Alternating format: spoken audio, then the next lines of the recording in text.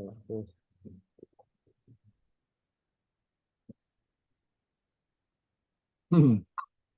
amis, Erev Tov, on va étudier les Hashem aujourd'hui une sugya, un sujet qui nous est imposé par l'actualité et qui va aussi d'ailleurs être un sujet de la paracha, de Lech Lecha, de Vayera, beaucoup moins de Noir, mais quand même On parle de Hamas. on parle du Hamas effectivement dans Noir. Ouais. Alors, on va revenir sur un Baal HaTurim qu'on a déjà cité, mais je vais essayer de vous montrer la puissance de ce Baal HaTurim. Nous avons à la fin de Parashat Chayei Sarah, on a Ve'ele Toldot Ishmael ben Avraham, Asher Yalda Hagar Mitzrit Shifrat Sarah l'Avraham. Voici la descendance de Ishmael, fils d'Avraham, que Hagar, l'Égyptienne, servante de Sarah, c'est important, Shifrat Sarah, la servante de Sarah, a donné donc des descendances. Les Shemot ben Ishmael, voici le nom des fils de Ishmael. Nevayot, Nivsa, Mishma, Veduma, Umasa.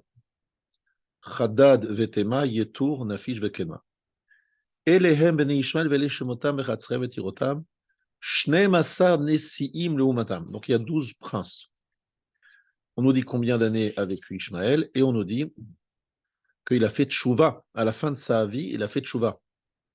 Puisqu'on nous parle de Vayikva, Vayamot, Gvia, Vayeasef el Amav, c'est dit que par rapport au tzadikim. Donc on dit très clairement qu'il a fait tchouva. Vayishkenu mechavilat shur, asher al pene Mitzrayim boacha shura, al pene chol echav nafal. C'est un mot très bizarre. Nafal, a priori, ça veut dire tomber, mais en fait, ça veut dire sa part est tombée à cet endroit-là. C'est que voilà sa place. Et c'est très bizarre. Le dernier verset, le verset 18 du chapitre 25, le dernier verset de Chayei Sarah est très bizarre. Vient le Baal HaTurim, il nous dit, c'est le dernier verset de Chayei Sarah. Et juste après, on dit Vele Toldot Yitzhak. Voici l'histoire de Yitzhak. On ne va pas dire que ce n'est pas l'ancien descendant, c'est l'histoire de Yitzhak. Avraham, l'idée d'Yitzhak. Donc on parle de Yitzhak. L'Omar, pour dire Kshiipol Ishmael Be'acharit Ayamim, lorsque Ishmael tombera, chutera à la fin des temps, Az Yitzmar ben David. Alors va littéralement pousser le ben David. Shumi Toldot Yitzhak, qui est la descendance de Yitzhak. Ça veut dire qu'en fait, on a ici la fin de la vie d'Abraham, d'accord? Parce qu'on parle aussi d'Abraham juste avant, d'accord? On est juste avant. Vayehi acheremot Abraham, vayivarech Elokim et Yitzhak beno. Donc on vient de parler de la mort d'Abraham. Hachem vient rendre visite à Yitzhak, son fils, et lui donner Nichumé Avelim, comme le dit Rashi. Donc on est vraiment en train de tourner une page, celle d'Abraham, et de commencer une nouvelle page, celle de Yitzhak. Et on nous introduit au milieu de ce passage d'Abraham à Yitzhak la descendance de Ishmael. 12 princes, Alpene Kol Echav Nafal, la Nephila. 12 princes comme Yaakov, qui a 12 tribus. Et on nous dit cette dernière phrase, Alpene Kol Echav Nafal. Littéralement, il a chuté, il est tombé. Si. Et on nous dit, Samich Level Yitzhak, Lomar Sheipol Ishmael Bachedrim. Lorsque Ishmael tombera à la fin des temps, Az Yitzmach ben David, alors le fils de David va littéralement apparaître. Et quoi? Sheumi Toldot Yitzhak. Il descend d'Yitzhak. Alors j'ai une question à vous poser. Une question, mamash, un chidouche que j'ai eu cette année, enfin, ces dernières heures, suite à la préparation de ce cours. Pourquoi est-ce qu'on parle de Toldot Yitzhak? On n'est pas seulement les descendants d'Yitzhak, on est descendants de Yaakov, les descendants d'Abraham. Pourquoi insister en disant, vous les descendants de Yitzhak, vous serez sauvés lorsque Ishmael va tomber? D'accord, mais pourquoi est-ce qu'on parle au moment où Abraham va mourir, Yitzhak va apparaître? Pourquoi à ce moment-là, on incite sur la chute, la fin de Ishmael? Ça, c'est la question que je me suis posée. Alors, c'est un Baal HaTurim, mais pourquoi le Baal HaTurim, il a parlé de Yitzhak. Alors c'est normal, parce que dans le verset, c'est le début de Toldot, c'est le Toldot Yitzhak. On parle à la fin d'Abraham, c'est logique. Mais pourquoi, justement, lorsque Ishmaël est tombé, est-ce que c'est par hasard qu'on insiste sur le fait qu'on est la Tolada de Yitzhak, le descendant de Yitzhak? C'est ça le sujet, tu vois, c'est un sujet. Et pas de Yaakov, en fait, c'est ça que je veux dire. Pas d'Yaakov, pas d'Abraham, on est descendant d'Abraham. Alors vous savez tous qu'il y a une vraie problématique entre Ishmaël et nous, liée à justement cette ascendance de Abraham. Vraie problématique. Dans l'île de fond, nous avons souvent parlé en citant le Rochaim Akadosh. Le Rochaim Akadosh, c'est un Rochaim. Il y a deux citations qu'il faut avoir en tête. On doit vraiment tous avoir en tête. Le Ramban, Nachmanide, et le Rochaim Akadosh. Ce sont des références que vous devez tous connaître dans cette période, et je vous donne la shlichut, mes porte-paroles, vous allez être mes intermédiaires pour reparler de cela. Il y a quand même un Ramban très difficile, voilà, très difficile, très dur peut-être aussi. Vous savez tous que Abraham a renvoyé Ishmaël. Agar, Ishmaël, ça. Il va le renvoyer d'une façon assez un peu dure, quoi. C'est pas évident. Dans l'Ech Lecha. Yomer Avram el Sarah. Ine shifrater beyader. Non, écoute bien. Ta servante est dans ta main. Asila tov ve'enayir. Fais-lui ce qui te plaît. Vateane à Sarai. Sarai l'a fait souffrir. Vativrach mipanea. Elle s'est enfuie. Chat'a Sarah imenu beinu yazeh. Vous voyez, c'est les mots de Ramban. Sarah, notre matriarche, a fait une faute en faisant souffrir Hagar. Vegam Avraham be'anicho la sotken. Abraham aussi en laissant les choses faire. Ils ont fait une faute. Veshama Hashem Elonia. Hashem a entendu la souffrance de Hagar. Venatan la ben shihe pere Adam. Il lui a donné un fils qui serait un homme sauvage. Les anot zera Avraham et Sarah b'chol mina inouï. Pour opprimer, faire souffrir la descendance d'Avraham et Sarah de toute forme de souffrance. Ramban, Parashat Achlech. Ça veut dire qu'en fait, il y a ici un Mida Keneged Mida. Avraham et Sarah se sont mal comportés envers Agar. Ils l'ont fait souffrir, ils l'ont rabaissé, ils l'ont humilié. Et bien maintenant, on va lui donner un fils à Agar qui sera Péré Adam et qui va faire souffrir la descendance d'Avraham et Sarah Bechol Mine Haïnou, de toute forme de souffrance. Ramban, Nachmani, Rabotai, j'aurais jamais osé dire une chose pareille, moi. Accuser Avraham et Sarah de se tromper, ils ont mal fait. Et nous, on paye l'humiliation injuste, semble-t-il, injustifiée par rapport à Agar. Je vous rappelle pourquoi ça s'est passé. C'est parce que Agar, elle a commencé à lever la tête en disant, voilà, je suis enceinte, et dès la première fois, du premier coup, et regardez Sarah, ça fait je ne sais pas combien d'années qu'elle vit avec Abraham, il n'y a rien eu, moi je suis une sadéquette, elle c'est pas une sadéquette, bref, elle a commencé à être un peu arrogante. Mais il ne fallait pas réagir comme ça.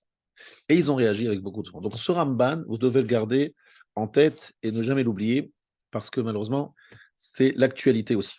Deuxième chose, que j'ai déjà cité, que vous connaissez parce que je vous l'ai déjà cité, c'est le Or HaChaim HaKadosh, qui longuement, très longuement, développe un sujet qui est assez technique, mais qui se pose de la façon suivante.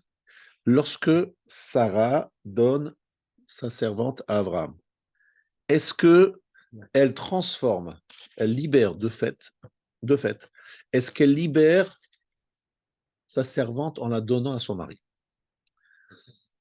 À Baal Shifrato, donc je vous cite Maharik, Yoredea, Ilchot Avadim, Siman Rassaz, à Baal Shifrato, celui qui a une relation avec sa servante, à Sa'a Batrorim, il l'a rendue libre.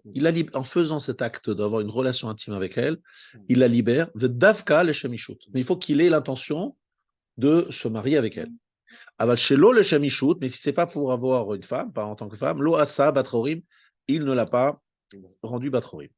Mais est-ce que si Baal et Astam, demande le Achaim Akadosh, s'il n'a pas pensé à quelque chose, il n'a pas pensé si elle allait être sa femme, pas sa femme, il est allé avec elle, sans réflexion, sans avoir une idée claire. Le Rif et le Rambam discutent.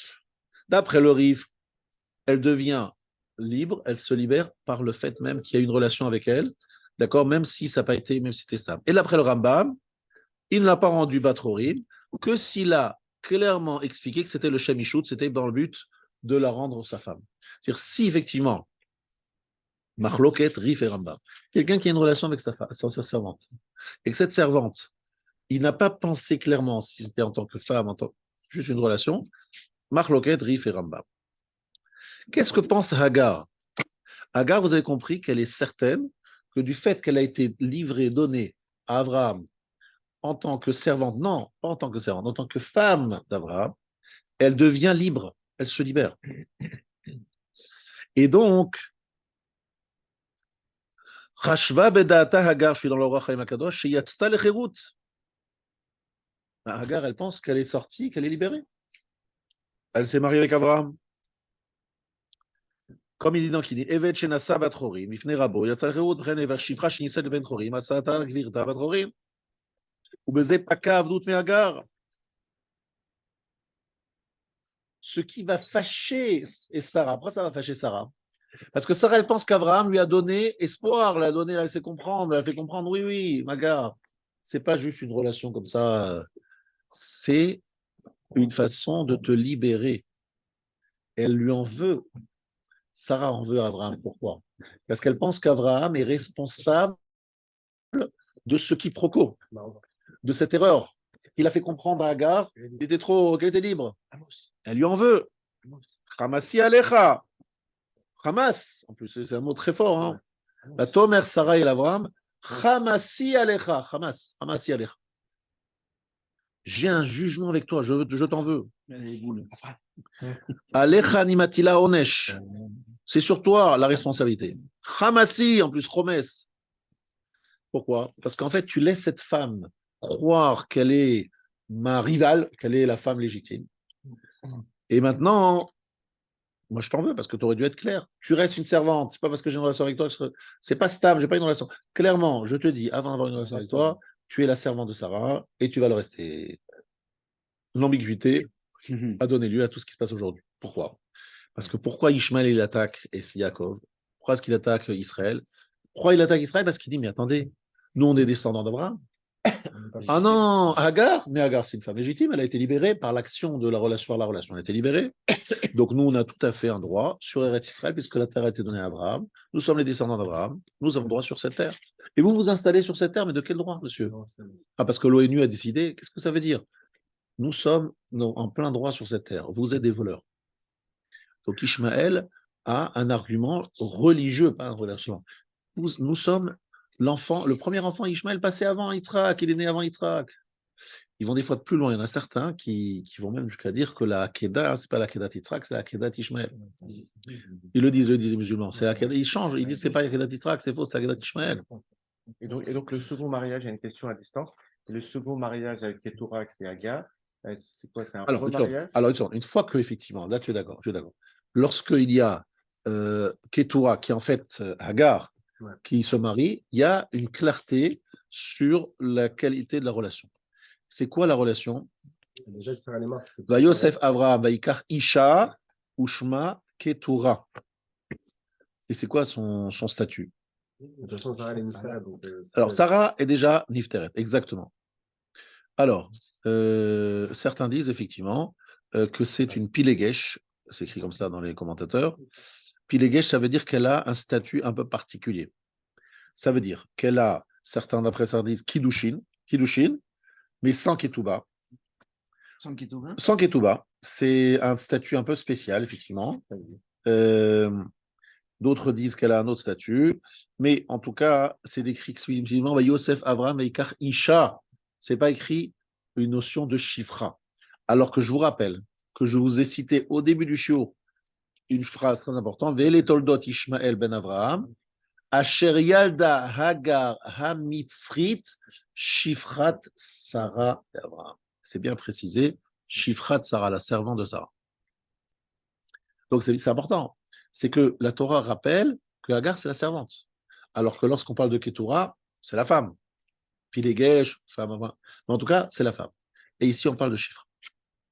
Et là, c'est important parce que c'est l'origine de tout le conflit israélo-arabe. Oui. C'est-à-dire, quel est le statut de Hagar? Quel est le statut d'Hagar? Était-elle une femme légitime? A-t-elle été libérée par le mariage avec Abraham ou bien elle est restée servante? Voilà. On a bien compris ce que nous pensons, nous. Nous pensons qu'ils sont fils de l'esclave, fils Yishmael, fils de l'esclave Hagar. Eux pensent non, Hagar, libérée. Elle est un statut tout à fait noble et elle est la concurrente légitime de Sarah. Et comme en plus Ishmael il est né avant, parce qu'il est né avant, donc il est le premier-né. Pourquoi il est le premier-né? Parce qu'on va d'après le père.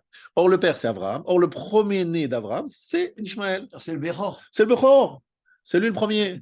Donc c'est pour ça qu'ils sont. Ils sont très énervés. Ils sont très énervés. Ils sont énervés en disant ça suffit. Énervés, oui. Énervés pourquoi non? Parce qu'ils disent ce n'est pas vrai de donner à Eretz Israël à Yitzhak. Non, c'est pas Yitzhak, c'est Ishmael.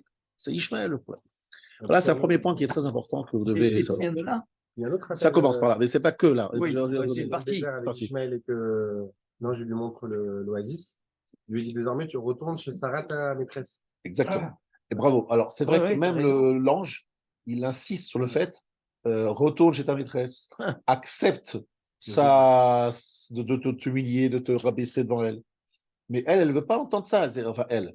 Peut-être ses descendants, peut-être qu'elle a accepté ça, mais les descendants, ils n'ont pas entendu la même oreille. Ils ont dit non, non, non, non, c'est pas vrai. C'est un fait, il s'est marié avec elle, ça y est, c'est sa femme, etc. Donc, on a un problème déjà à l'origine de ce problème. Et c'est très, très lourd à porter pour que vous allez comprendre après les conséquences énormes de cela. Alors, on continue encore. Mais alors, moi, j'ai quand même une question. Parce que vous disiez le conflit israélo-arabe. Mais en quoi Ishmaël a donné les Arabes? Parce que moi, j'ai compris, en étudiant des théologiens arabes, qu'eux, ils disaient, nous, on s'est approprié Ishmaël, on se rattache à Abraham. Donc, il n'y a pas de filiation. Autant nous, les Juifs, avec Yitzhak, on voit la filiation. Mais entre les Arabes et Ishmaël, alors, il faut savoir qu'il n'y a pas seulement une question de filiation. Il faut que tu comprennes quelque chose de très important. C'est une bonne question. C'est qu'en fait, on considère, enfin, je vous cite le Gaon de Vilna, qui considère qu'en fait, il n'y a que deux grandes nations. Il y a Esav, Édom, et avec lui, 35 des 70 taureaux qui lui ont été consacrés, et 35 taureaux, parce qu'il y en a 70 en tout, qui sont du côté des Ishmael. Maintenant, on sait tous qu'il y a les Chinois, les Japonais, il y a les Hindous, il y a plein de sortes de gens, des Africains. Dans quelle famille? Alors, en fait, il faut comprendre qu'à part le problème d'affiliation et d'origine, en fait, chez nous, on voit ça les choses un peu autrement. Quel est le point, on va dire, au niveau des midotes et au niveau de ce qu'ils apportent au monde? Ça veut dire, Ishmael, ils sont appelés les Nimolim, ceux qui sont circoncis. Ça veut dire que ce sont des gens qui ont une foi forte en un Dieu unique. Ce sont des monothéistes. Et tous ceux qui sont monothéistes, même s'ils sont, je crois qu'il y en a des musulmans dans des pays comme en Asie, qui ne sont pas arabes du tout, mais ils sont musulmans. Et ils détestent aussi les juifs parce qu'ils ont un problème avec ce même problème commun.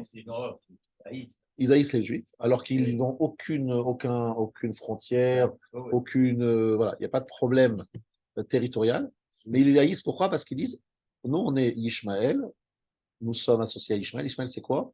C'est cette croyance dans un Dieu unique, monothéiste, dans lequel, on va voir dans quelques instants, il y a une vision des choses très différente du monde chrétien. Le monde chrétien n'est pas circoncis, on appelle les non-circoncis, le monde chrétien, qui lui a une vision très différente des choses. Quelle est la vision de Ishmaël? On va le voir dans le texte, tel que le rabbi Tzadok HaKohen nous le dit, dans la fin de Parashat Lech Lecha, cette fameuse bracha extraordinaire dont bénéficie Ishmaël jusqu'à aujourd'hui. Et qui, cette bracha, vous le rappelle, a été demandée par Abraham à qui? À Akadosh Baruch. C'est la fin de Lech Lecha. La fin de Lech Lecha, Lou Yishmaël Yichye Lefaner. Alors, de quoi s'agit-il? Akadosh Baruch Hu annonce la future naissance de Yitzhak. Et à ce moment-là, Yipol Avraham Alpana va Yitzhak, va Yomer Belibo, Halben Mea Shana Yivaled, Im Sarah Bert Tishim Shana Teled, chez 100 ans, la femme elle a 90, est-ce que vraiment on va avoir des enfants? Va Yomer Avraham Elohim, Lou Ishmael, Yichye Lefanecha. Alva et Ishmael, si seulement Ishmael pouvait vivre devant toi. Yichye Beiratecha, qu'il vive dans ta crainte. Là, ici, il y a les gens ne font pas assez attention à cette phrase. Yichye Lefanecha, qu'il vive devant toi. C'est quoi devant toi? Beir atera, qu'ils vivent dans ta crainte. C'est quoi? Parce qu'en fait, la notion de panim, panim, c'est le visage. Panim, c'est le visage. Mais en fait, ici, la notion de panim, c'est une notion qui parle de midat ad-din. Qu'est-ce que ça veut dire? La yir'a, la crainte. Ça veut dire que Ishmaël développe énormément la notion de yir'a, de crainte. Alors, d'où ça vient cela? C'est parce qu'en fait, la notion de panim, c'est quelqu'un qui regarde. Je vous regarde.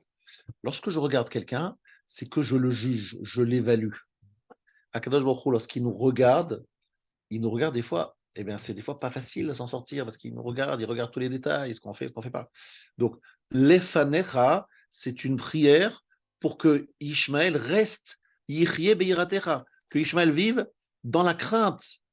Ça veut dire qu'il prie pour que Ishmaël garde la yirat shamaim, qu'il continue à avoir peur d'Hachem. Et ça a été largement exaucé puisqu'ils ont cette crainte d'Hachem. Mais ça a été associé à quoi? À la notion de yira destructrice, parce que finalement, cette yira se transforme en quelque chose de très dangereux parce que il vit dans la crainte. Il voit Panim, il voit Kadosh Baruch Hu dans la crainte. Et donc ça donne. Voilà, Esther Panim, ça veut dire qu'Hachem se cache. Mais là, c'est ça, mais pas quand Kadosh Baruch Hu regarde. Là, voilà. Là-bas, dans Esther Panim, ça veut dire autre chose.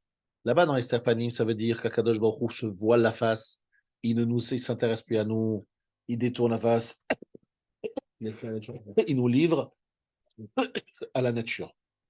La nature, malheureusement, c'est nous sommes un agneau entouré de 70 agneaux, de 70 loups. Ça veut dire quoi, Esther Panim? Mais lorsque Akadosh Baruch Hu nous regarde, excusez-moi, bon, attends, Adonai. Eloheinu melech haolam, she'akol yilo. Amen. Alors c'est des fois dur, mais au moins il s'occupe de nous. Et ça veut dire qu'il nous lâche. Depuis Shabbat, Simchat Torah, Kadosh Baruch Hu a Esther Panim, c'est vrai, et en même temps, un Giloui Panim. Ça veut dire que c'est quelque chose d'assez étonnant, c'est que le fait de nous observer et de nous créer cette situation aussi difficile, crée chez nous des réveils de Teshuvah. Parce qu'en fait, on se dit, Hachem, il s'occupe de nous. Là, il y a un vrai message Hachem. Même des gens loin, ils se disent, là, il y a quelque chose qui se passe, Hachem, il est là, il parle. On ne comprend pas ce qu'il dit, mais il parle. Donc, il y a deux façons de voir Panim. Hester Panim, ça veut dire qu'Akadosh Baruch Hu, il dit, je vous laisse, allez, c'est vrai. Et à ce moment-là, il y a des choses terribles qui arrivent. Et il y a un autre cas de Panim qui est dangereux, ce qu'on appelle Charon Af, c'est qu'Akadosh Baruch Hu, il se met en colère, il nous regarde, il se met en colère parce qu'il veut nous faire changer, nous faire améliorer, nous faire avancer. En tout cas, Lo Yishmael Yichye Lefanecha, l'interprétation de Rabbi Tzadok HaKohen, et c'est celle que dit Rashi, qu'il marche dans ta crainte. Et c'est ce qui se passe, ils ont peur d'Akadosh Baruch Hu, ils ont peur d'Akadosh Baruch Hu. Par exemple, dans le cas où c'était quand on démarre la Torah avec Abraham Avinu, là, il a naissance, parce qu'il y a Ishmaël qui est né. Donc Ishmaël, il est dans l'État, il est en Israël. Donc, quand on parle il y a quelques années avant, il y avait l'Ishmaélim, c'est-à-dire les Palestiniens qui étaient en Israël. Il y a Yaakov, Israël, par la suite qui est né.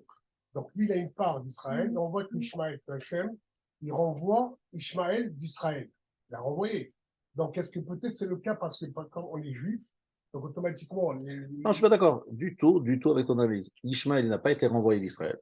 Ishmaël a été renvoyé de la maison de Abraham parce qu'il avait été Metzachek, ça veut dire qu'il était dangereux pour Yitzhak, sans rentrer dans les détails, et il n'a pas été renvoyé d'Israël. Je ne suis pas d'accord. Et au contraire, nos Chachamim nous disent que le fait qu'il ait le Brit, même si c'est un Brit sans Priya, il fait le Brit Mila, le Zohar HaKadosh, il répète ça plusieurs fois, Ishmaël, il a un droit sur Eretz Israël, du fait qu'il a le Brit Mila, mais il n'a pas été renvoyé. Il a été renvoyé de la maison d'Abraham, oui. Et la terre, on l'avait pas D'accord, encore. mais il a été La terre, envoyé on de la l'avait maison pas encore. d'Abraham pour aller où? Et la terre, on Mais l'avait il n'a encore. pas été déshérité, il a été renvoyé d'Abraham parce que Akadosh Baruch Hu, parce que Sarah voulait protéger son fils Yitzhak. D'accord. D'accord. Et il a été renvoyé de la maison d'Abraham pour aller où? Pour C'est aller ça. dans le désert. Ben, il est allé dans Mais le oui. désert. Dans un désert. C'est un homme de désert, effectivement. C'est un homme de désert qui fait la chasse dans le désert. Moi, ce qui me gêne grave, c'est qu'on fasse le lien entre Ishmaël et le musulman. Ah. C'est parce qu'eux l'ont choisi. Parce que nous, on se revendique. Oui, mais je vais expliquer quelque chose. Ce n'est pas tellement important, hein, le côté biologique que vous avancez depuis longtemps. Non, c'est pas dans ce sens-là. Je parle même sur le plan conceptuel, sur Ah. le plan midot. Même sur le plan midot. Et ils ont réécrit, même l'histoire de Aréchan et Hava et Noah, ils ont tout réécrit. Oui, ça d'accord, je sais. Ils viennent 14 siècles après. Et ils réécrivent l'histoire. Mais On est d'accord, on est d'accord. Ils se sont inspirés que du Midrash, même pas de la Torah, c'est du Midrash de la Torah qu'ils se sont inspirés pour écrire le Coran. Donc, partant de là, quelle crédibilité leur donner? Non, vous n'avez pas compris. Là, je ne suis pas en train ici de leur donner crédibilité. Je suis juste en train d'expliquer que par rapport à nous, de quel côté ça vient. Parce qu'il y a d'un côté Esav et d'un côté Ishmaël. Si je vous demande, les Palestiniens, le Hamas, ils sont de quel côté? Esav ou Ishmaël? Vous allez me répondre Ishmaël. Pourquoi? Parce que ce qu'ils ont comme croyance, une croyance forte en Dieu, et ce qu'ils font, c'est qu'ils le font au nom de Dieu, un Dieu monothéiste. Ils n'ont pas d'associé de Chitouf, ils n'ont pas de croyance. On est d'accord là-dessus. Et lorsqu'ils parlent au nom d'Abraham, ils s'appellent descendants d'Abraham, ils sont fiers de dire qu'ils sont descendants d'Abraham, ils réécrivent tout ce que vous voulez, c'est vrai, mais ils sont plutôt dans la dimension de Ishmaël, dans le sens des élèves de Ishmaël, peut-être pas au niveau descendance, ascendance, mais ils se revendiquent d'Ishmaël parce qu'ils veulent adhérer à une façon d'être qui était Ishmaël ou comment ils l'interprètent, comment ils ont interprété Ishmaël. Mais en tout cas, leur problème à eux, elle est différente que celle des chrétiens ou des croisades, etc., où ils parlent au nom d'un Dieu, etc. Non, chez eux, il n'y a pas d'autre Dieu que Allah, c'est comme le nôtre, c'est le même que le nôtre. Là où ça dérange, c'est pas ça. C'est pas ça le problème. Le problème qui arrive, c'est après. Moi, je vais bénéficier de la bracha si c'est juste. C'est qu'ils sont appelés Péré Adam. Et vous savez qu'en hébreu, normalement, on aurait dû dire Adam, Péré. Péré Adam, c'est qu'ils ont d'abord péré. Une notion de violence qui est en fait une notion de rejet de l'autorité. Une difficulté à suivre une autorité et une nature rebelle. Difficile à canaliser.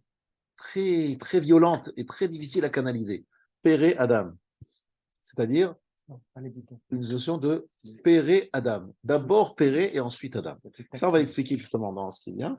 Mais vous êtes bien d'accord avec moi que si on vous demande, peu importe comment ils interprètent, peu importe s'ils sont vraiment des descendants d'Ishmaël, leur philosophie, leur qualité, parce qu'ils ont aussi des qualités, c'est la croyance en un Dieu unique. Ça, on est bien d'accord que ça, c'est très, très fort chez eux. Très fort. Comme ils peuvent bénéficier de la bracha d'Abraham. Et donc, ils sont beaucoup plus du côté d'Ishmaël que du côté des Sav. On est d'accord? Pardon? Et il y a la Brit Mila également, qui est aussi un élément fort. Des Nimolim, les circoncis. Ça veut dire qu'en ayant cette philosophie, Pardon? ils arrivent à rattacher la bracha que Abraham a fait. Alors, du fait qu'ils ont cette philosophie, ça leur donne une atzlacha, une réussite. Ça, c'est sûr, c'est écrit clairement. Et en plus, le fait d'avoir la Brit Mila leur donne aussi une atzlacha. C'est pas stam, c'est une vraie bracha qu'ils ont, qui s'appelle la tfila. Mais regarde, il a pas après dans le désert. Agar aussi, bravo, elle a été reçue, elle a reçu quand même. Attendez, Agar, elle reçoit le dévoilement de Malachim. Elle voit les anges qui lui parlent et qui lui annoncent la naissance d'Ishmaël. C'est pas rien, c'est très. Et la fille de Pharaon. Et puis en plus, Agar, elle a quand même une grande qualité, c'est qu'elle était princesse. Elle aurait dû être princesse, elle était prête à faire la spongia chez Abraham. Alors que c'est une princesse. C'est extraordinaire. Pourquoi? Parce qu'elle a vu la grandeur d'Abraham, elle a été impressionnée, etc. Donc il faut leur laisser ça. Il y a cette admiration pour Abraham. Cet attachement à Abraham.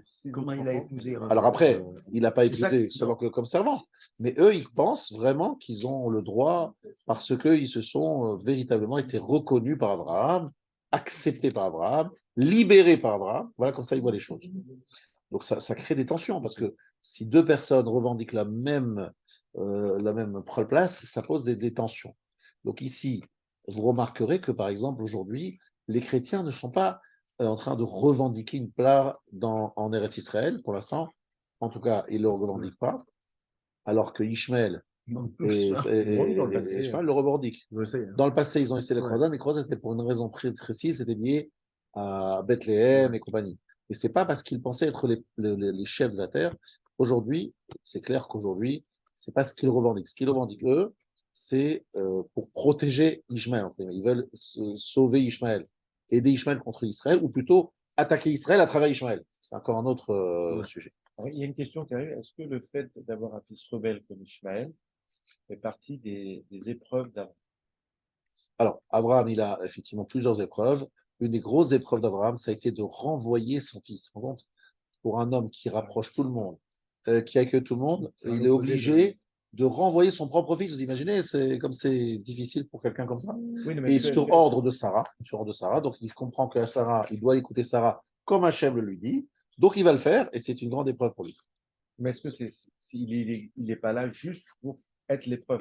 Et donc, ça lui Non, donne pas Ishmael, il avoir. a une autre raison d'être. Ishmael et Esav, ils sont appelés dans le Zohar Kadosh ceux qui ont pris, entre guillemets, des résidus de la faute d'Adam Arishon, on appelle le venin inoculé par le serpent dans Chava, et qui a été, on va dire, évacué chez Ishmael et chez Esav. Donc, ce sont des forces du mal qui correspondent à certaines forces du mal auxquelles il faut qu'on se frotte.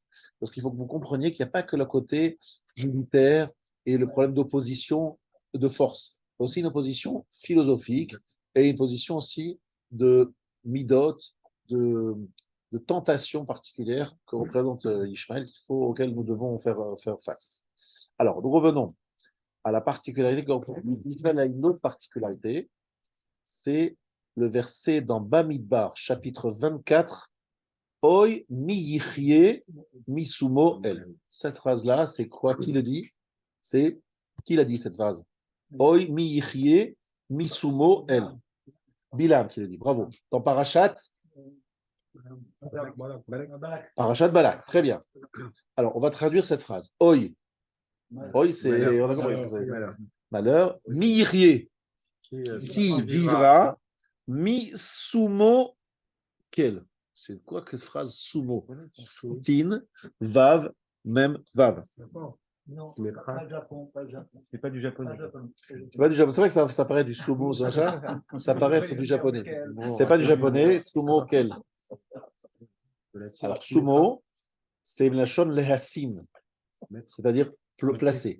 Celui dans lequel on a placé le mot quel, aleph lamed. Donc c'est Ishmaël qui bénéficie dans son nom du nom d'Hachem aleph lamed. Quelque part, il a une aide d'Hachem. Hachem l'a dit, il a mis son nom dans Ishmaël, ce qui n'est pas le cas d'Esav. Edom, Esav, Seir, il n'y a pas le nom d'Hachem. Alors que chez Ishmaël, il y a le nom d'Hachem. Donc c'est encore une fois une force ou un révélateur d'une force. Ça s'appelle Israël, pour contrecarrer le. Pardon? Ça s'appelle Israël, pour contrecarrer le.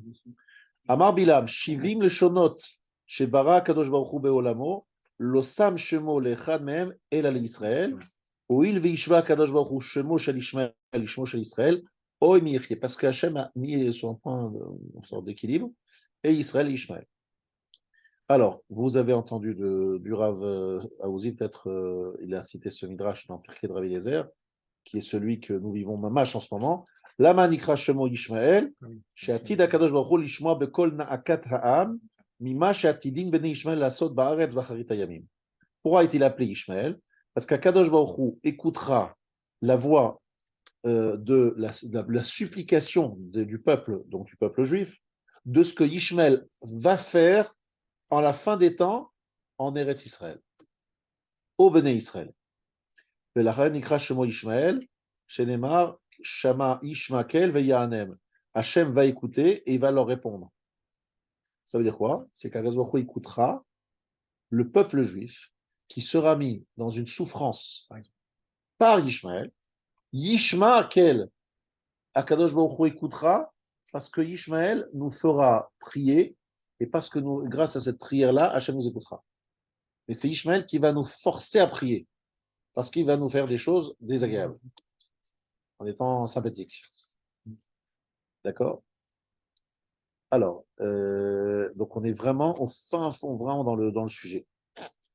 Maintenant, où est Ishmaël dans le concert des Arba Malchouyot, des 4 Malchouyot? Alors, vous avez le Avraham ibn Ezra qui dit qu'il est le Malchut Arevi'it, qui est le 4e royaume et le dernier. Alors que Ramban, Nachmanide, et vous savez tous que le Maharal est à fond dedans, il dit pas du tout, erreur d'Ibn Ezra, pas du tout. C'est Édom, qui est Rome, qui est la 4e royaume. Alors, où il est Ishmaël? Il est où alors? Le Maharal explique qu'il fait partie de Paras. Il est à inclure avec Paras. Et ça, on va expliquer quelque chose de très intéressant là-dessus. Il dit, Paras, je vous rappelle, c'est Achashverosh, les Perses, et les Mèdes, 2e exil. Donc, on n'est pas du tout dans la période de Perse et de Mèdes, pas du tout. Sauf qu'aujourd'hui, l'Iran, c'est exactement à cet endroit-là que se trouve l'Iran, et que Maradi, que Ishmaël et Paras se retrouvent, se font une liaison. Et quelle est la liaison entre les deux? Eh bien, c'est très intéressant. Le Maharal dit la chose suivante. Qu'est-ce que c'est? Alors, le Maharal, il va expliquer aussi ici le Mahamakim. Qu'est-ce que ça veut dire? Ça veut dire qu'en fait, l'action de Ishmaël est une action où ils disent tout le temps Allah, Allah Akbar. C'est intéressant. En attaquant, ils disent Allah, Allah. Ils citent sans arrêt le nom d'Hachem. Donc, ils sont toujours dans une émouna forte. En tout cas, ce qu'ils font, ils le font en pensant qu'ils accomplissent la volonté d'Hachem. Ça, c'est très important, ce point-là. Ils pensent, maintenant, leur problème à eux, c'est quoi? C'est que nous disons assez retzoncha kirtsono. Il y a la volonté d'Hachem. Il faut que toi, tu arrives à adapter ton ratson au ratson d'Hachem. Ça veut dire que si, par exemple, tu as envie de jambon, eh bien, tu dis non, Hachem, il n'aime pas le jambon, il n'aime pas que je mange le jambon. Donc, je vais devenir je vais détester le jambon. Je ne vais plus avoir envie de jambon, je ne vais plus manger le jambon. Le ratson Hachem. Hachem, il n'aime pas que je me marie avec une femme avec laquelle je n'ai pas le droit de me marier, par exemple une femme mariée. Moi aussi, mon ratson, c'est de ne pas me marier. En fait, je dois adapter mon ratson à son ratson. Et eux, ils disent quoi? Ils disent que le ratson d'Hachem, c'est le leur. Ça veut dire que si eux, ils pensent que égorger un enfant de 1 an, c'est une mitzvah, ils pensent que ça, ils le font, et ils disent Al-Shem, Yichud, Kuchab, Al-Shem, Allah, etc., Allah Akbar, ça devient un acte de mitzvah. C'est la volonté d'Hachem. Alors en fait, ils ont en fait, si vous faites non, alors parce qu'en fait, si vous voulez le pour Hachem, c'est que vous faites pour Hachem, voilà, c'est une mitzvah. Ah, mais vous avez... Leur Hatsan, c'est déjà celui d'Hachem. C'est ce qu'ils ont fait le 7 octobre, monsieur, c'est exactement ça. C'est qu'ils ont fait des choses qui sont innommables. Et si vous allez les voir en l'entendant, vous savez, c'est pas très joli ce que vous avez fait là. Vous dites, attendez, on a fait un Maaseh Mitzvah qui a fait une joie dans le ciel. Chaque jour, il était heureux, il dit, oh là là, qu'est-ce que j'ai comme des gens extraordinaires, prêts à risquer leur vie pour tuer du juif. Oh, quelle fierté j'ai d'avoir un peuple comme ça aussi fidèle. Voilà ce qu'ils pensent.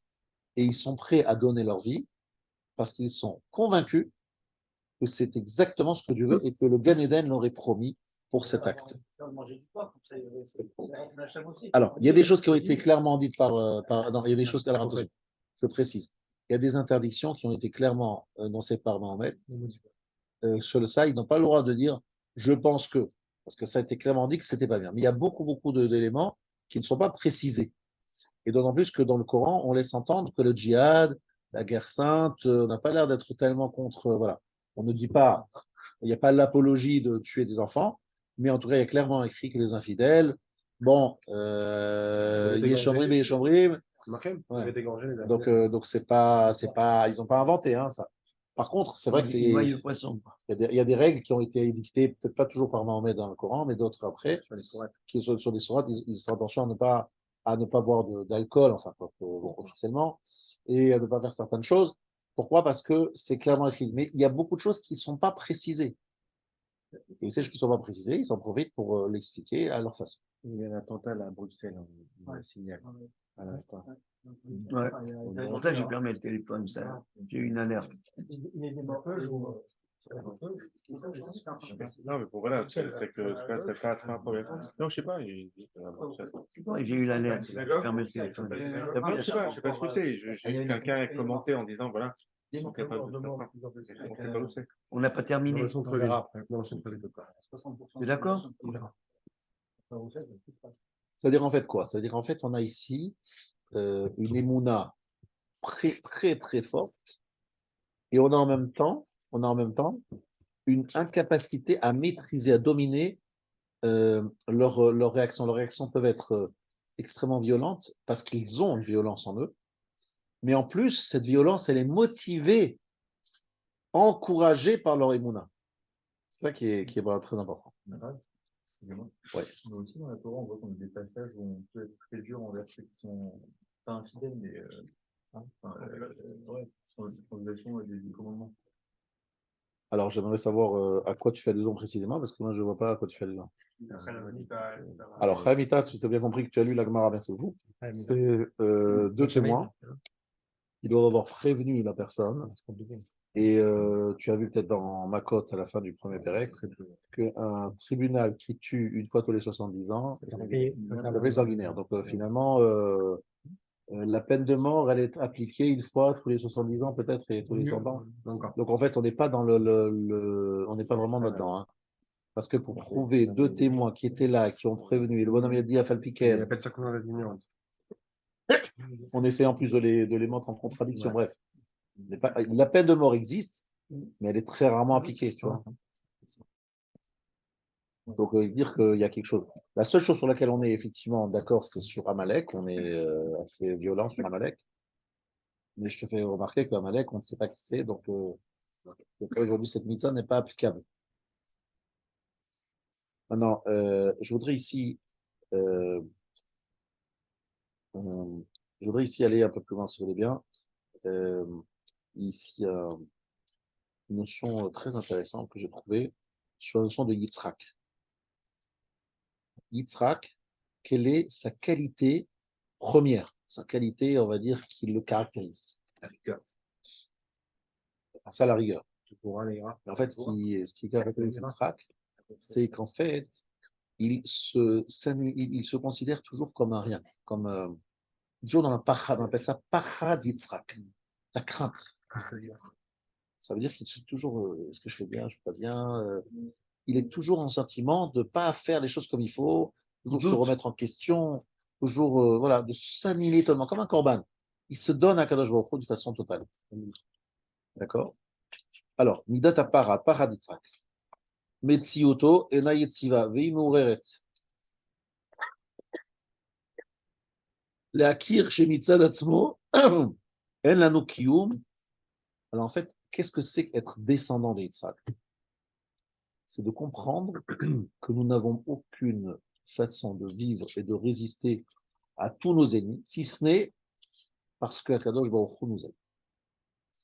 Et ce qui est extraordinaire dans ce qui s'est passé le 7 octobre, c'est cet sentiment qu'ont eu tous les gens qui se trouvaient dans cette région très compliquée d'être abandonnés. Alors qu'on est en période, on est en époque où il y a des portables, il y a des moyens de communication, abandonnés pendant des heures à des bandits sanguinaires. Abandonnés, il n'y a personne. C'est possible, personne n'a appelé, personne n'a dit, ils ne sont pas venus, ils ont un hélicoptère, ils vont avoir 2 minutes avec leur F-16, ils bombardent. Enfin, ici a été remis en question un élément très important. Ochi ve'otzem. C'est que normalement, on est très confiant dans la force d'Israël. Et là, Israël a été complètement humilié d'une façon incroyable, d'une façon. C'était pas imaginable si on nous aurait dit ça. Et même lorsqu'on nous l'a raconté, on ne voulait pas le croire. C'était pas imaginable, je crois. Pas imaginable. Donc en fait, on nous a montré, Akadosh Baruch Hu nous a montré de façon très claire que si Akadosh Baruch Hu nous protège, on est protégé, mais on peut compter sur rien du tout. Même si on va expliquer que c'est à cause de ci. Tout le monde est d'accord, c'était un ensemble d'erreurs et de fautes qui se sont accumulées. Ce qui veut dire que on est dans la dimension de Yitzhak, c'est-à-dire sentir que notre existence est fragile, comme un korban. On dit à Kadosh Baruch Hu, je sais que je suis totalement dépendant de toi. Moi, j'ai aucune force, rien du tout. J'existe pas. Cette capacité de s'annihiler, bitouleyesh, comme il dit le Rav Dessler, c'est ce qu'Hachem voulait nous apprendre ces derniers jours. Et en face de qui on est, on veut Ishmaël. Ishmaël, justement, lui aussi, il s'annihile devant Hachem. Mais d'une façon un peu bizarre, d'une façon un peu sauvage. Mais si on doit parler d'une situation où Ishmaël va tomber pour que nous soyons, nous, les fils de Yitzhak, libérés, c'est ce que j'ai dit au début du shiur, Nafal, et lorsqu'il va tomber Ishmaël, alors les descendants de Yitzhak relèveront la tête. Je vous ai demandé, mais pourquoi les descendants de Yitzhak? C'est parce que justement, Yitzhak, c'est celui qui reconnaît le plus sa petitesse, il compte sur rien, il est dans la fragilité. Et nous, Ishmaël nous met dans une situation où on ressent une grande fragilité. Et ça, c'est le but qu'Hachem voulait, pour qu'on soit maintenant les descendants de Yitzhak, c'est-à-dire que nous prions à Kadosh Baruch Hu avec toute la ferveur, en ressentant qu'on peut s'appuyer sur personne, même pas sur une armée connue, reconnue dans le monde entier pour son efficacité. Et ça, cette force-là, de reconnaître qu'on est faible, c'est une force. Et c'est ce qui nous donnera peut-être, et je l'espère très bientôt, la réussite. Parce que là, effectivement, même sur le front, les soldats disent, on va se battre, et on a besoin de votre filote, on a besoin de nos tzitzit, on a besoin de votre filine, on a besoin de votre étude, on a besoin que le Klal Israël soit avec nous, pour nous protéger d'un endroit extrêmement dangereux. Et ce sentiment de dépendance, c'est notre force. Alors que lorsqu'on était en train de dormir en disant, ouais, on est protégé par Tsahal, on était très faible. La preuve. La preuve. Maintenant, il faut savoir la chose suivante. Vous savez que je parlais de Paras. Paras et Madaï, je disais que c'était la Malchut, le royaume qui correspond à Ishmaël d'après le Maharal. Après le Maharal, Paras et Madaï, c'est un endroit où c'était écrit, et ça c'est magnifique, c'est la Sot Kirtson Ish Va Ish, dans Achashverosh, dans Megillat Esther. Faire sur la volonté de chacun. C'est-à-dire, qu'est-ce que tu veux dire, Achashverosh? Tu veux ça? Pas de problème. Ah, vite. Tout ce que chaque besoin, chaque envie était assouvi sur place, tellement il y avait de luxe, d'abondance, de profusion incroyable. La Sot Kirtson Ish Va Ish. Le Ratson était tout de suite. Et qu'est-ce qu'on a vu chez Ishmaël? Que leur Ratson à eux, ils disent notre Ratson à nous, mais c'est le Ratson Hachem. C'est le monde d'Hachem. Ça veut dire que notre Ratson, notre façon de voir les choses, c'est le Ratson Hachem. Donc on est dans une situation très compliquée. Il faut être très honnête. Parce que si vous voulez discuter avec des gens, il faut que vous puissiez parler à des gens qui ont envie de trouver un accord. Et vous avez des gens qui vous disent, nous, la seule chose qu'on peut obtenir, sur laquelle on peut accepter, c'est que vous déménagez d'Israël. Vous partez, vous prenez vos bagages. Alors, si vous déménagez d'Israël, on est d'accord, vous installez en Ouganda, vous pouvez vous installer peut-être en Australie, là-bas, c'est bien, la place. On ne va pas essayer de vous détruire. Juste vous installer ailleurs, ça veut dire en fait quelque chose qui n'est pas acceptable. Alors, qu'est-ce que vous allez obtenir? Regardez bien. Vous avez regardé l'histoire. Il y a eu des périodes où les Juifs étaient prêts à faire des concessions territoriales incroyables à l'époque des Ehud Barak. Vous vous rappelez? Ils étaient prêts à signer. Et Yasser Arafat a dit non. Pourquoi il a dit non? Pourquoi il a dit non, à votre avis? Il a dit non pas parce qu'il est un tzaddik, c'est parce qu'il a dit non parce que il avait très peur. Il s'est dit si je signe, les extrémistes vont dire quoi? Tu as accepté une chose pareille mais ils étaient prêts à leur donner énormément. Beaucoup plus que maintenant, ouais. Beaucoup plus que maintenant. Et pourquoi il a dit non? Il a dit non parce que tout simplement, il savait qu'il risquait sa vie. Et pourquoi il risquait sa vie? Parce que les victimes disent, mais attendez, on veut tout, nous. On ne veut pas moitié, plus ou moins. Un arnaud ratsim, on veut tout. On veut tout ou rien. Comment vous voulez discuter avec des gens pareils? Et lorsque vous avez des gens qui vous disent, on va faire une séparation, 2 États, l'un à côté de l'autre, ils se moquent de qui? Ils savent très bien que dans cet état parallèle, qu'est-ce qui va se passer? Des extrémistes, des fondamentalistes vont lentement prendre le pouvoir et ils vont organiser une attaque contre la partie qui est soi-disant à Israël. C'est évident, c'est une évidence, on le sait tous. Pourquoi? Parce qu'il suffit de regarder l'histoire, c'est tout. Et c'est pas seulement l'histoire, c'est la philosophie de ces gens-là. Il ne peut pas y avoir de cohabitation. Malheureusement. C'est comme des associés qui sont des associés. N'est-ce pas? T'as entendu Ouais, il y a pas de ça. C'est comme deux associés qui sont des associés. Ça veut dire, Des associés. C'est une volonté de détruire Des associés. voilà. Maintenant, Israël, enfin les Juifs. maintenant, je voudrais quand même vous ajouter quelque chose. C'est pas une volonté de détruire Israël en tant que peuple, si ce n'est un Israël qui revendique quelque chose qui dérange les Ishmaël.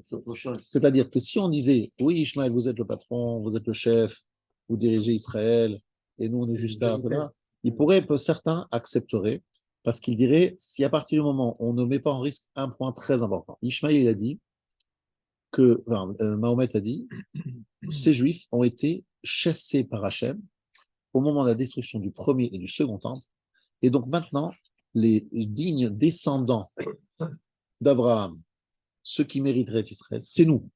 Peut-être qu'à un moment, c'était les Juifs, mais maintenant qu'ils ont été chassés, il y a eu un guet, c'est écrit dans Gittin, là-bas, page 55-56, la description du second temple, c'est terminé. Hachem n'en veut plus. Mais lorsqu'on retourne en Israël et qu'on veut rentrer sur le Rabbaït, ça les rend fous. Parce qu'ils disent, mais attendez, c'est-à-dire que nous, on a tort. Ça remet en question. C'est quelle est notre place? Nous, on a dit que nous étions le fils aîné d'Hachem. Mais si vous le revendiquez aussi, on a une opposition très forte. Donc, soit vous, soit nous. C'est une question de... Mais les gens ne se rendent pas compte à quel point le côté religieux et la croyance est très importante dans ce conflit.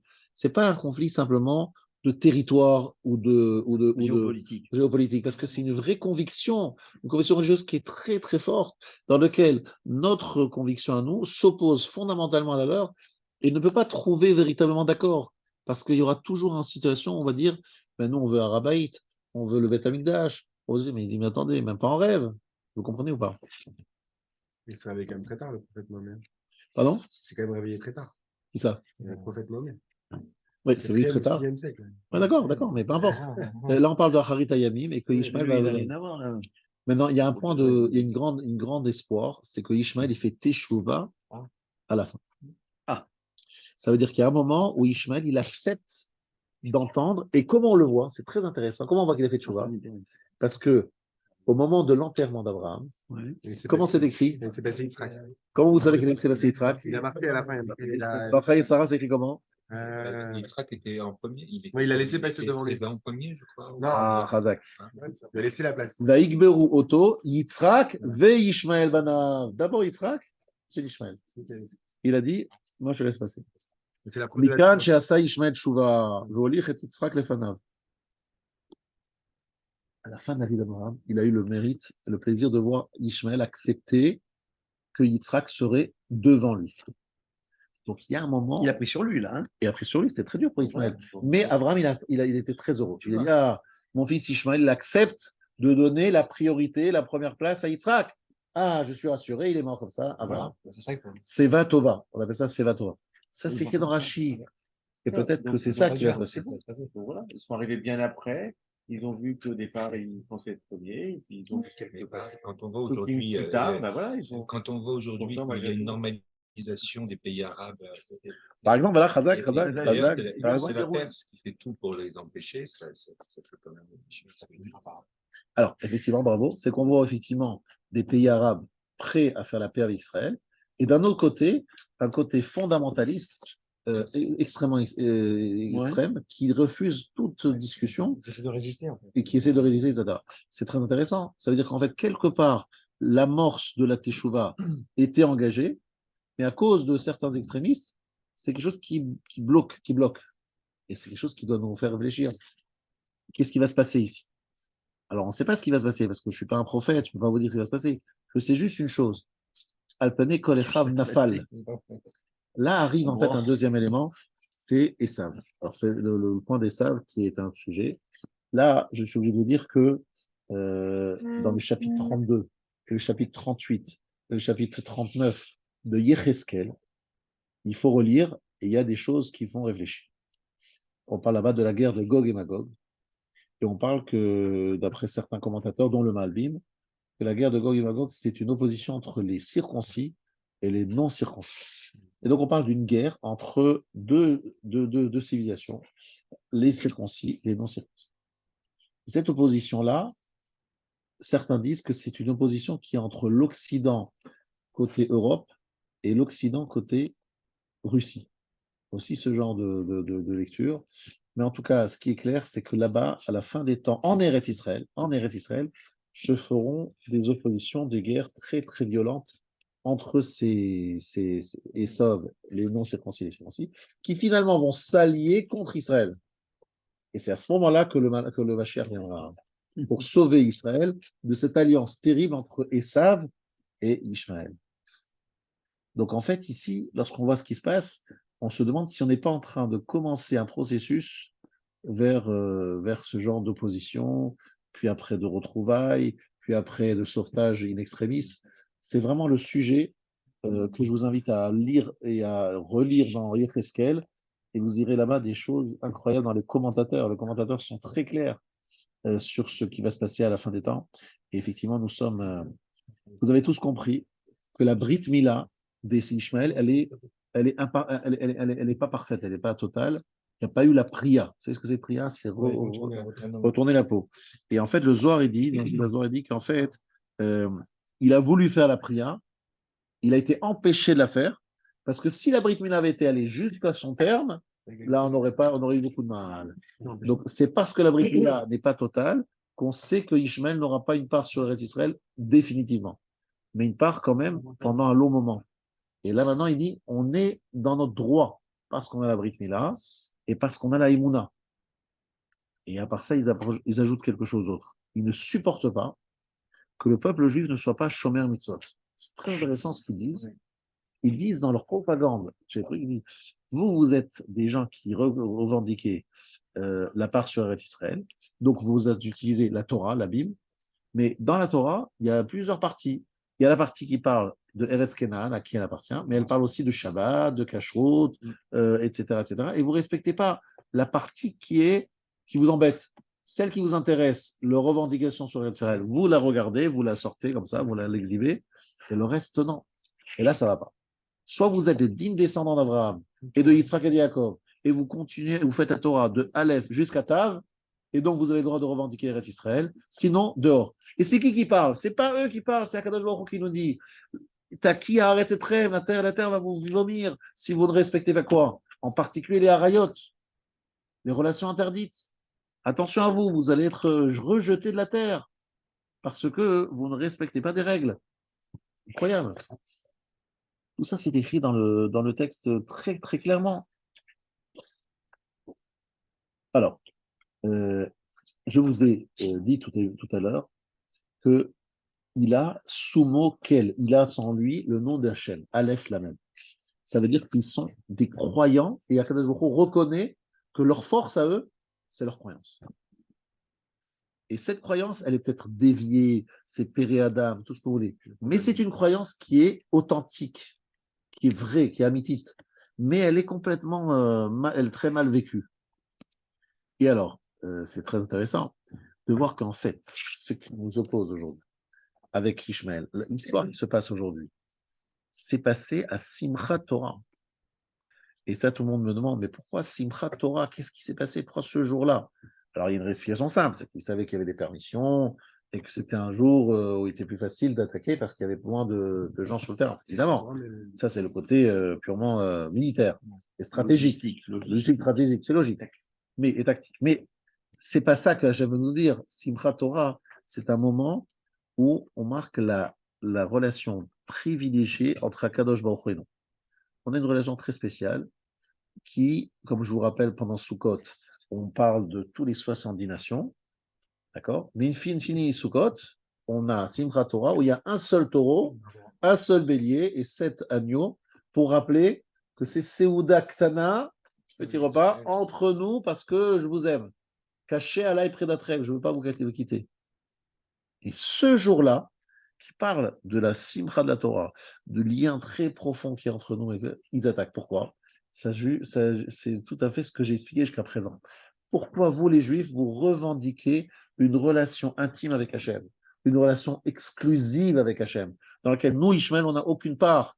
Vous êtes le peuple élu, vous êtes le peuple qui a mis de côté tous les autres peuples. Et là, on attaque ce jour-là, le jour où justement vous dites, nous sommes le peuple, vous n'existez pas, on vous a mis de côté. On nous a mis de côté, ce jour-là, on attaque. Pour vous dire, attention, pour pouvoir dire je suis le peuple d'Hachem et proche d'Hachem et Hachem lui-même, il faut aussi être à la hauteur. Et ils attaquent ce jour-là. Et ils attaquent d'une façon très violente et ils ont une hatzlacha. Donc qu'est-ce qu'ils se disent aujourd'hui?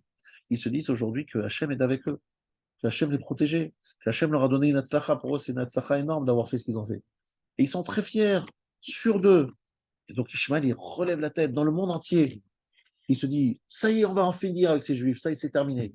Pas seulement en Eretz Israël, pas seulement dans la bande de Gaza, dans le monde entier. C'est sûr. Et même ceux qui ne le disent pas officiellement, parce qu'ils n'en pensent pas moins. Ils se disent, Dieu est avec nous. Voilà. Dieu est avec nous. Yishmakel, ils se disent, c'est Hachem, il nous écoute, maintenant il est avec nous. La preuve, on a humilié l'armée israélienne, on a humilié le Mossad. C'est énorme pour eux, c'est une victoire incroyable. Donc ils se sentent forts, fiers. Ils sont rentrés comme du beurre. Et ils se disent, voilà. Et ils se disent, on va y aller. Il faut continuer sur cette bonne lancée. Akadosh Baruch Hu est avec nous. Alors, Rabotai, sachez que ça, c'est là que le danger. C'est un danger. Mais d'un autre côté, le fait que le clan Israël se réveille en voyant le danger, il sent bien que le danger est là, ça peut, et ça, je l'espère, ça va le faire, remettre la balance du bon côté et nous redonner la victoire. Mais on est tous d'accord qu'il y a aussi une autre option. Chas de Shalom en rentrant en Gaza, parce que il peut y avoir une catastrophe absolue. Ça peut être une catastrophe terrible, ça peut être une horreur absolue. Mais ça peut être aussi une victoire, on ne sait pas. Personne ne sait. Mais c'est un risque énorme. C'est pour ça qu'en ce moment, on nous dit à tous, Rabotai, il faut multiplier les mérites et surtout être les dignes descendants de Yitzhak. Nous dépendons totalement d'Hachem. Nous disons, on a une armée qui est forte, il y a tant et tant de milliers de réservistes, on a amené les tanks, Attention, il ne faut pas retomber, l'Amérique envoie des porte-avions, on est aidé par les uns, par les autres. Et là, c'est le grand danger, de retomber dans ce qui se passait avant, cette humiliation. Et donc, c'est ça que je voulais vous dire ce soir. Aujourd'hui, notre devoir, c'est d'être les descendants de Yitzhak, Toldot, Yitzhak. Et que leur Néphila dépend de cette capacité d'être les descendants d'Yitzhak. Et qu'est-ce que c'est Yitzhak? C'est la mission du soir. C'est-à-dire, on n'est rien, c'est Akadosh Baruch Hu dont tout dépend. Et c'est en fait le sod de Simchat Torah. Simchat Torah, c'est de dire, moi, je suis complètement avec Hachem, je n'existe plus, je suis avec Hachem. C'est un peu comme lorsque vous avez un couple qui s'entend bien, qui s'aime beaucoup, et le jour de Simchat Torah, c'est le jour de l'union du couple, la réunion, la relation intime, où chacun sent il a besoin que de l'autre. Je sens l'autre, je suis pas Hachem. On dit, En Adam nekra Adam, l'homme n'est appelé Adam que lorsqu'il est marié. C'est lorsqu'il est marié, il se sent un Adam, un Kadosh Baruch Hu. Et nous, si on n'est pas ensemble, on n'est rien. On n'est rien sans lui. C'est ça qu'il faut ressentir en ce moment. Et c'était ça le Simchat Torah. Vous avez compris? C'est ça le sod de Simchat Torah. Comme ça n'a pas pu se faire d'une façon joyeuse, ça s'est fait de façon triste, mais c'est encore récupérable. C'est récupérable. Et ça va se récupérer, ça va se faire. Bezrat Hashem, et si nous sommes à la hauteur du grand rendez-vous de l'histoire, je dis, nous sommes dans un moment de l'histoire absolument incroyable, nous vivons un moment incroyable de l'histoire. Il faut qu'on soit à la hauteur, il faut qu'on se prenne, et je le dis d'abord à moi-même, il faut qu'on se ressaisisse et qu'on soit à la hauteur de ce grand moment, ce grand rendez-vous. Voilà, je vous souhaite à vous tous très bonne et qu'on entende des très très bonnes nouvelles. Abi Hanania Menakacher Maratza Kadosh Baruch Hu Zakot Israël.